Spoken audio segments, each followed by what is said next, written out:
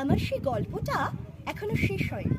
শোনো, পাহাড়টা আগেই বলেছি ভালোবেসেছিল মেঘকে, আর মেঘ কেমন করে শুকনো খটখটি পাহাড়টাকে বানিয়ে তুলেছিল ২৬ বছরের ছোকরা, সে গল্প তো আগেই শুনেছ। সেদিন ছিল পাহাড়টার জন্মদিন। পাহাড় মেঘকে বললে, আজ তুমি লাল শাড়ি পরে আসবে। মেঘ পাহাড়কে বললে, আজ তোমাকে স্নান করিয়ে দেব চন্দন জলে।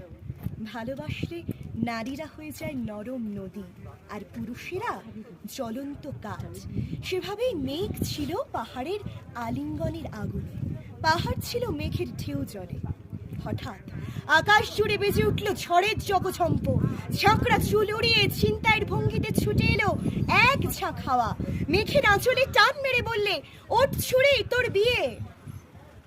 বজ্রের সঙ্গে মেঘের বিয়েটা হয়ে গেল ঠিকই, কিন্তু পাহাড়টা সে কোনোদিন ভুলতে পারে না। যদি বিশ্বাস না হয় তো চিরে দেখতে পারো পাহাড়টার হাড় পাঁজর, সেখানে থই থই করছে শত ঝর্ণার জল।